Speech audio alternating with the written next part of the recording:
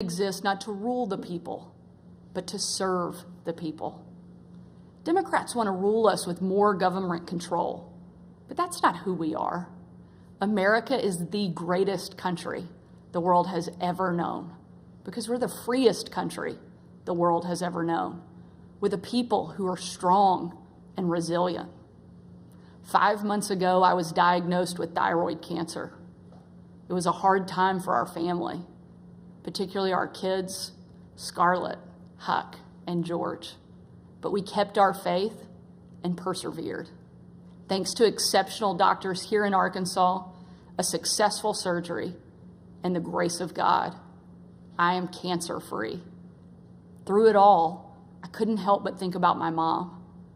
She was 20 years old and in her first year of marriage when she was diagnosed with spinal cancer.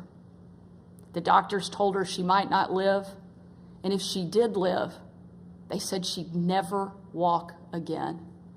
And if she did walk, she'd definitely never have children. The daughter she was told she'd never have was just sworn in as the new governor of Arkansas and is speaking to you tonight. Adversity and fear of the unknown can paralyze us, but faith propels us to charge boldly ahead. We can't stand still in the face of great challenges. You and I were put on this earth for such a time as this, to charge boldly ahead. I'll be the first to admit, President Biden and I don't have a lot in common. I'm for freedom, he's for government control. At 40, I'm the youngest governor in the country, and at 80, he's the oldest president in American history. I'm the first woman to lead my state, and he's the first man to surrender his presidency to a woke mob that can't even tell you what a woman is. In the radical left's America, Washington taxes you and lights your hard-earned money on fire. But you get crushed with high gas prices, empty grocery shelves, and our children are taught to hate one another on account of their race, but not to love one another or our great country. Whether Joe Biden believes this madness or is simply too weak to resist it, his administration has been completely hijacked by the radical left. The dividing line in America is no longer between right or left. The choice is between normal or crazy. It's time for a new generation of Republican leadership.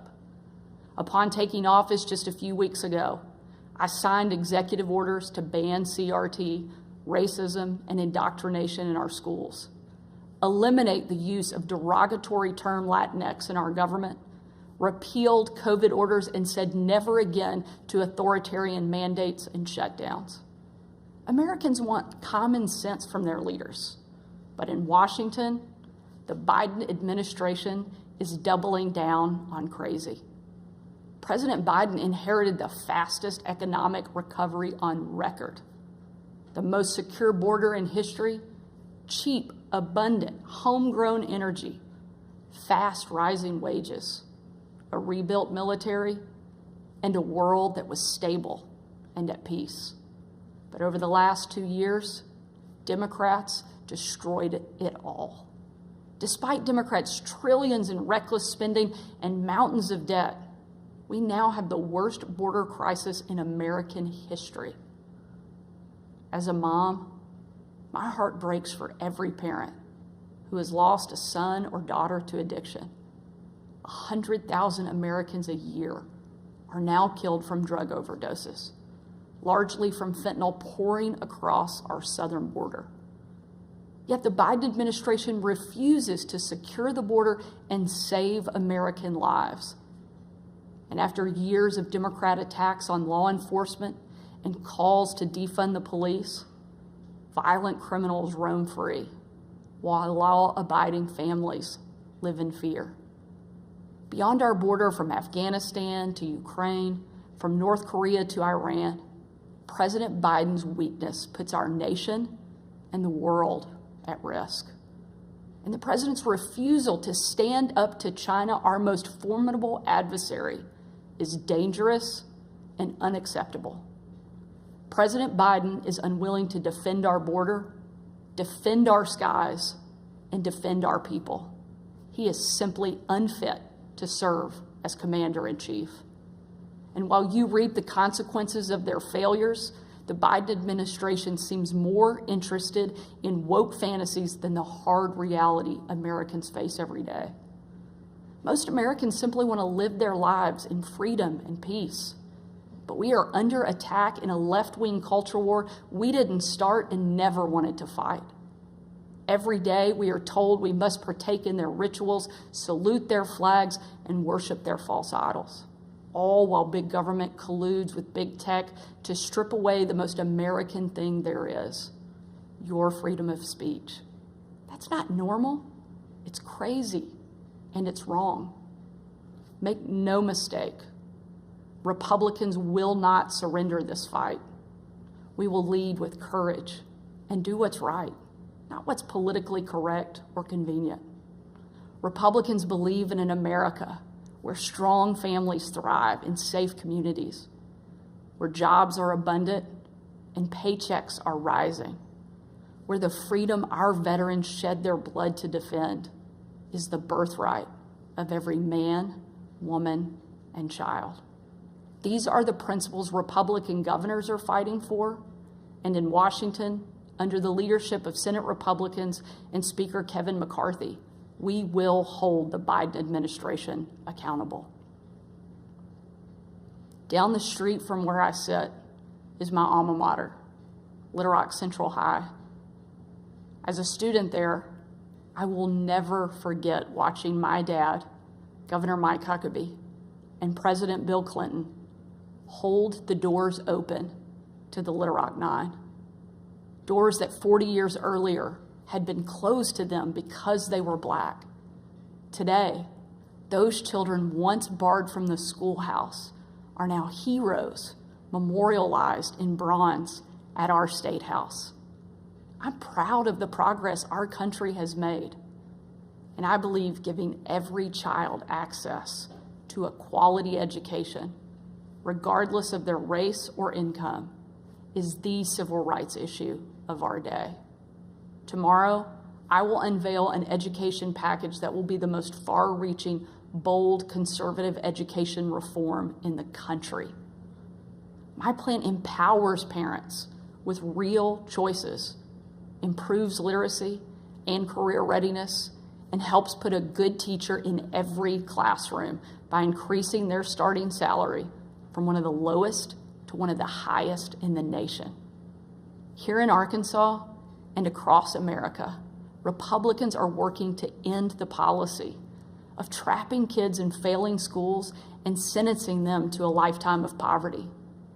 We will educate, not indoctrinate our kids, and put students on a path to success. It's time for a new generation to lead.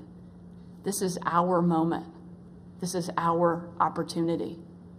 A new generation born in the waning decades of the last century, shaped by economic booms and stock market busts, forged by the triumph of the Cold War and the tragedy of 9/11. A generation brimming with passion and new ideas to solve age-old problems. A generation moored to our deepest values and oldest traditions, yet unafraid to challenge the present order and find a better way forward. If we seize this moment together, America can once again be the land of the free and the home of the brave. During my 2.5 years at the White House, I traveled on every foreign trip with the president. A trip I will never forget was on December 25th of 2018. My husband Brian and I had just cleaned up wrapping paper that was shoved into every corner of our house, thanks to our 3 kids. When I had to walk out on my own family's Christmas, unable to tell them where I was going that night, because the place I'd be traveling was so dangerous, they didn't want anybody to know that the president was going to be on the ground, even for a few hours. We boarded Air Force One in complete and total darkness. There were no lights on the plane, no lights on the runway. Our phones and computers shut down and turned in. We were going completely off the grid. Nearly 12 hours later, in the pitch black of night, we landed in the war-torn part of western Iraq. It was again a similar scene. No lights on the plane, no lights on the runway. The only thing you could see was coming from about a mile away in a dining hall where hundreds of troops who were in the fight against ISIS had gathered expecting to celebrate Christmas with senior military leadership from around the region. They had absolutely no idea that the president and first lady were about to walk into that room. And when they did, it was a sight and a scene and a sound I hope I never forget.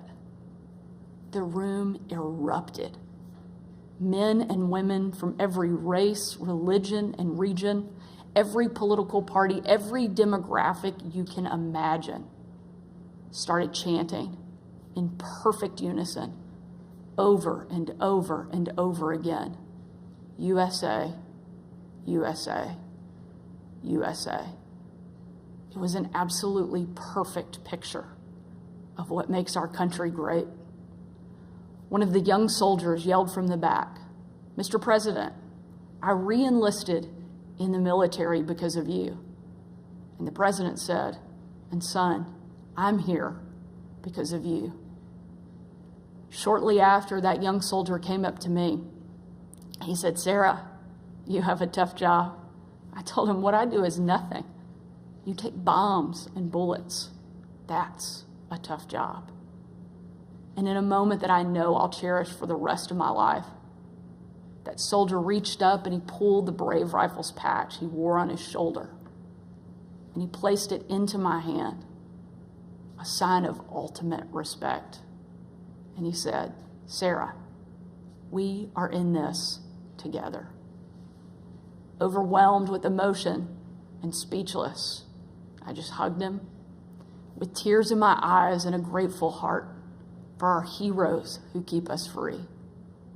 That young man and everyone who has served before him, all of those who serve alongside him, and the thousands we know who will be called upon to serve after him, deserve to know they have a country and a community back home doing our part in the fight for freedom. America is great because we are free. But today, our freedom is under attack, and the America we love is in danger. President Biden and the Democrats have failed you, and it's time for a change. A new generation of Republican leaders are stepping up, not to be caretakers of the status quo, but to be change makers for the American people. We know not what the future holds, but we know who holds the future in his hands. And with God as our witness, we will show the world that America is still the place where freedom reigns and liberty will never die. Thank you. God bless you, and God bless America.